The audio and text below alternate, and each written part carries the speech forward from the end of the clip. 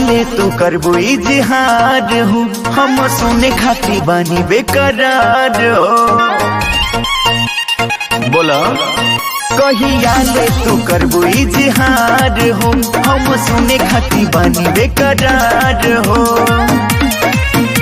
बताई अपना धड़कन के हाल के हो सुना आजू के दिनावा सुहावन रतिया लुभावन हो।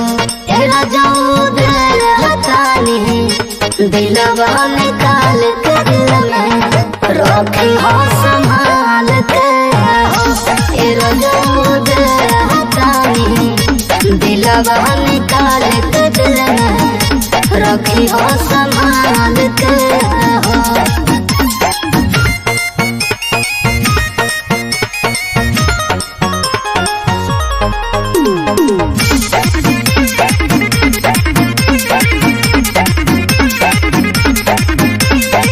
खुशी कोई दिहलू तू जुड़ा है दिहलू जियारा हो।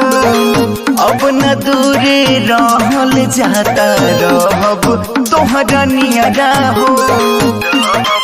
तोहरा नियरा पागल के तू हमके बगलवाला हो। ए दीवाना तू दीवानी बनवाला हो।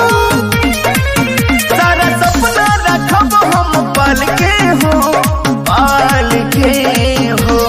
अच्छा आजू के दिनावा सुहावन रतिया लुभावन हो। एरा जाऊ दिलतानी दिलवा निकाल के दिल में रखी हो संभाल के हो। एरा जाऊ दिलतानी दिलवा निकाल के दिल में रखी हो संभाल के हो।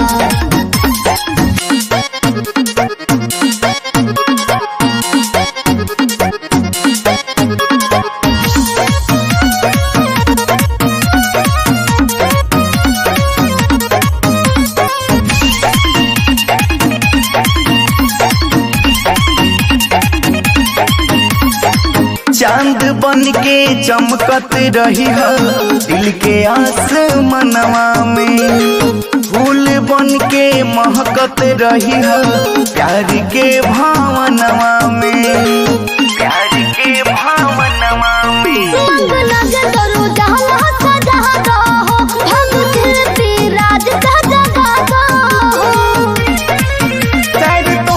नैनीताल के हो नैनीताल के हो।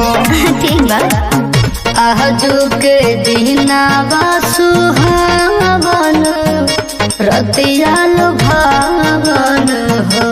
एरा जाऊ दिलतानी दिलवा निकाल के दिल में रखी हो